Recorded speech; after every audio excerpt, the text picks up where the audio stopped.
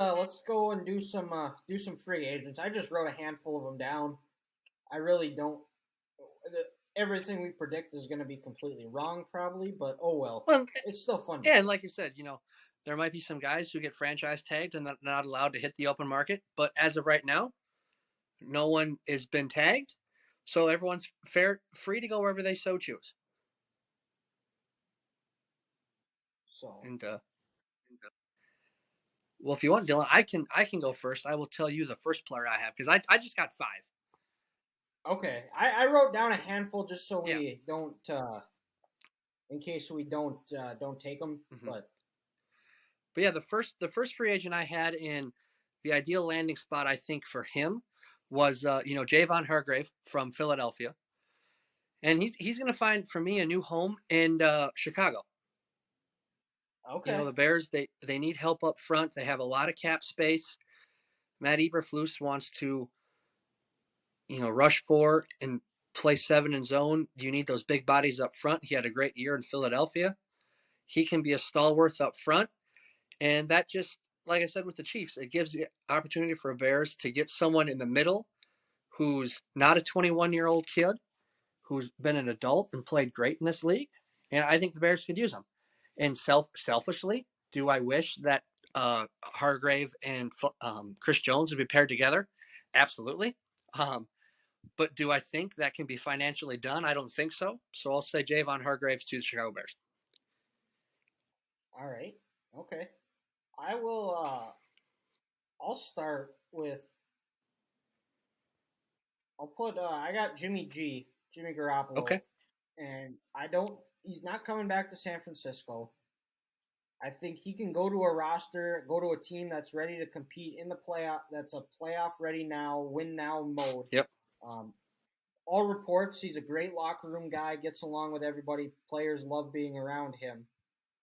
I think I think he goes I think he goes to Carolina, Okay. and I think with that defense, I think they play that style of play that he's used to, where it's a run first, Yep. play action offense. They want to play complementary football, really showcase the defense, and with the with the hiring of Frank Reich, I think that really they'll be a good marriage together. And as long as Jimmy G can avoid the turnover, that might put Carolina as the favorite to win a wide open NFC South. Yeah, I'm right there with you. I'm right there with you. But number two for me, I got the Buffalo Bills helping out Josh Allen. They need a running game. Ooh. This player just has to go from New Jersey to New York. I'm going to go Saquon Barkley to Buffalo Bills. Oh, wow. Yep. That's a blockbuster move right Yep. there. The Bills know that Josh Allen, if he's their main focus on offense and he's running the ball too much, Josh Allen's going to take a pounding. He's not going to last in this league. They need to get him some help. I still think the Bills have an issue up front on their offensive line, but Saquon did a whole lot this year with the Giants' offensive line that wasn't good. And then in Buffalo, you let him, help Josh Allen out, but then also you help this passing game when you're able to do maybe a little more play action, get Josh Allen out on the edge where he's a dual threat with his legs. And you Saquon catching the ball out And of you the backfield Saquon as catching well. the ball out of the backfield. We saw it in person. That could be a cosmic shift in the AFC. So I'll say Saquon to the Buffalo Bills. Ooh, that is juicy right Mm-hmm. there. So for me, I'm gonna go down to Nashville, and I got former Wolverine Taylor Lewan. I think he goes to a team. They have a guy going into his second year, had some good success. They're playing in a tough division. I think Taylor Lewan goes and signs with the Pittsburgh Steelers. Ah, They yes. need they need offensive line Yep. help. I think the way Kenny Pickett plays, and he's a little bit of a smaller quarterback. He's going to take hits. I don't think his body can absorb it as well as some of those other quarterbacks. Yep. You get a left tackle who he's been injured the last couple of years, but when he's healthy, he is a top 5 tackle in the NFL. And I think the Steelers get him, go out and protect their biggest asset now. I like it. I like it a lot, sir. So this next player I'm going to go with is Jamel Dean from Tampa Bay. And the Minnesota Vikings need help at corner. You bring in Brian Flores. He's an aggressive-minded coach. He's going to bring some pressure. He's going to play a lot of man coverage, just like what Jamel played in Tampa Bay with Todd Bowles. You're on an island. Patrick Peterson's a free agent. Cam Dantzler, we don't know about him. Andrew Booth, he was hurt last year. I just don't know, what the Vikings have there at corner, and I think this is a big need. And instead of drafting a rookie again, they're going to go out and get a veteran who's played in an aggressive defense like this. So I'm going to say Jamel Dean goes from Tampa Bay to Minnesota. Ooh, okay. Okay. And I have, let's see here. I'm going to go with Cincinnati Bengals. Their safety, Jesse Bates, who's been the leader of that defense. I think him and Cincinnati work out a deal, and I think he finds a way to stay in Cincinnati. I know Ooh. they've got some other big decisions coming up. I know they're going to have to pay Joe Burrow, but I think Joe Burrow, quarterback of the offense, Jesse Bates, quarterback of the defense, I think they lock him up for the next 5-6 years. That's spicy because the reports are that people think Cincinnati's going to let him walk.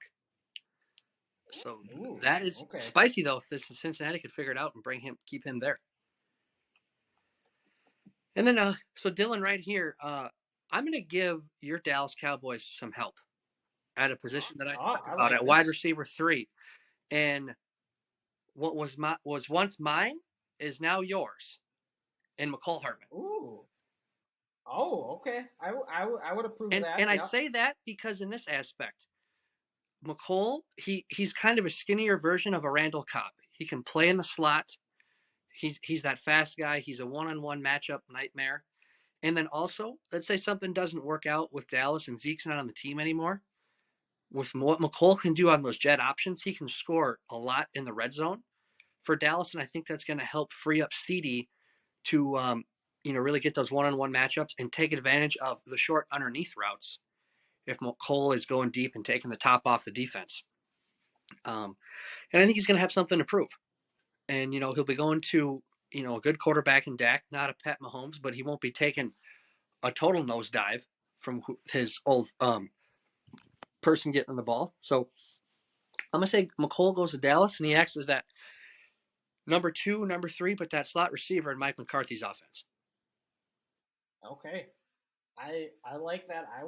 I'm a fan of it. So my next one is I'm going to stay in the AFC West. I'm going to go out to Vegas, where Josh Jacobs is said to be a free agent, and I think he goes to Baltimore. Oh, I think they're going to. Yes, I think Baltimore has struggled keeping running backs healthy the last few years. Yep. And it's really hindered Lamar Jackson's success, along with them unable to find receivers. I think they go out, they get Josh Jacobs, they can utilize catching the ball out of the backfield. He is consistent. He has not had injury concerns compared to the Gus Edwards, J.K. Dobbins that they have on the roster now. And I think that gives them that consistent every down back that Baltimore needs. Yeah, Josh has been a horse since he was at Alabama. Like you said, he just doesn't get hurt. But lastly, we're going to stick with another Alabama player. But I'm going to go this guy. He's going from Washington to the Houston Texans in Daron Payne. Ooh, and Houston has a bunch of cap space, and they have issues all across this roster. DeMeco Ryans gets a big guy he can put in the middle to go up against the league's worst rush defense last year. And then if you think, like I said twice earlier tonight, you get a grown man, an adult who's played in this league in the middle of your defense where you don't have to draft a rookie who might struggle to start with that. Houston still has the second pick in the 12th pick. So if you could take a Bryce Young, or you could double down and get another defensive lineman if you want. But I think getting a big established leader in the middle in Houston is big for DeMeco Ryans. Yeah, the J.J. Watt type. He's not J.J. Watt, but similar to that guy that can lead the defense. Guys follow who's had a solid career in Washington.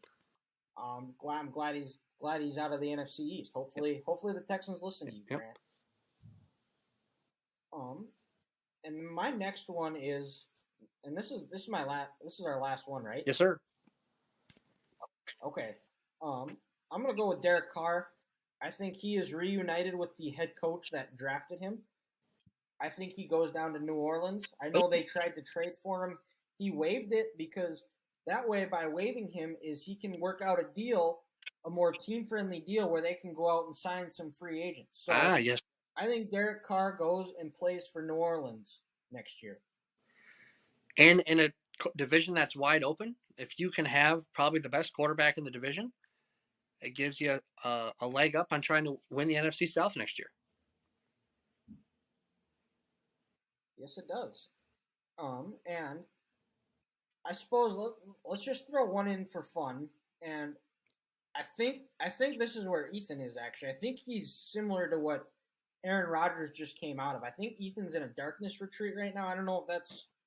I think that's the kind of what he meant. He did mention something. I know he is a huge Aaron Rodgers fan, and he's a closet Aaron Rodgers fan. It's not very out in the open because he is a Vikings fan, but he loves Aaron Rodgers, so he wanted to honor him and did a darkness retreat. So now that Aaron is out of his darkness retreat, where do you think he ends up next year? That's good. Where does Aaron end up next year? The favorite, right? The last I saw, and this was a week ago, so odds may have changed, but right now the favorite was the Raiders.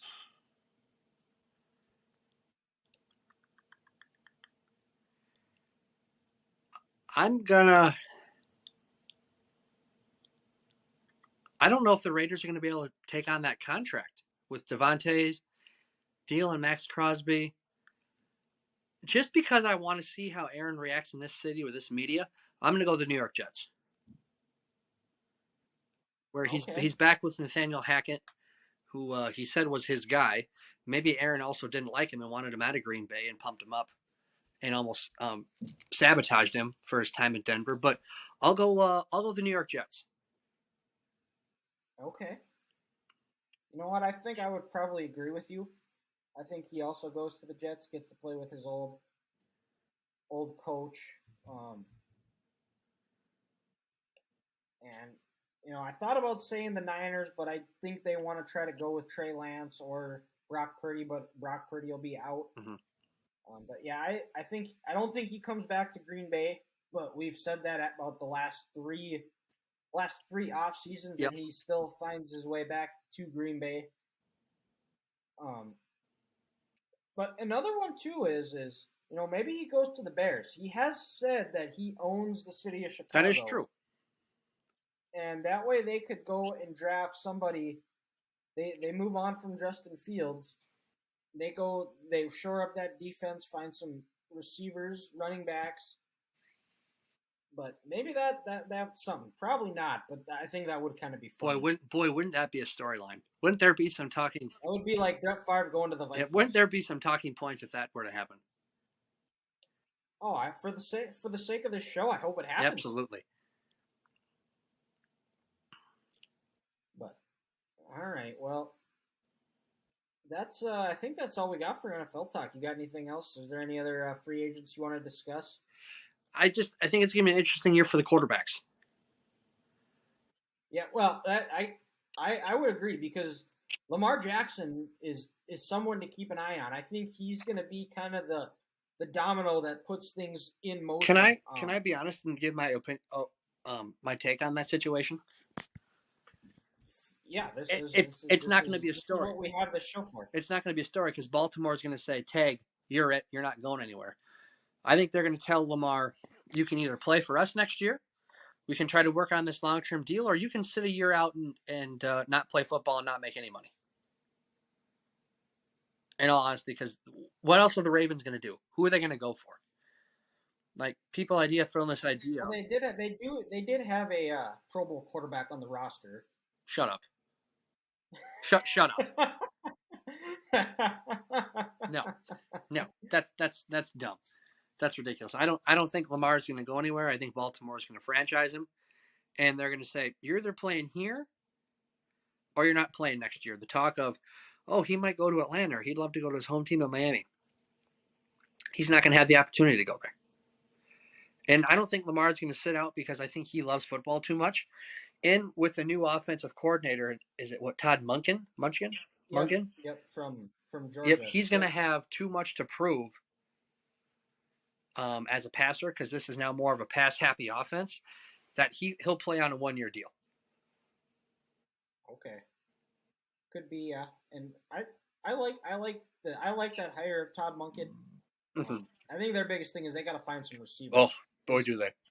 And hopefully, I would like to see Lamar go more under center as well. I think we've talked about it on the show too, Yeah. is where they can use his leg, get him out on the edge, use him in play action, and really utilize his legs to their strength. Well, and, look what Georgia ran the last 2 years with Stetson Bennett. It could be very many concepts just like that. So this might be exactly what Baltimore needs. Yep.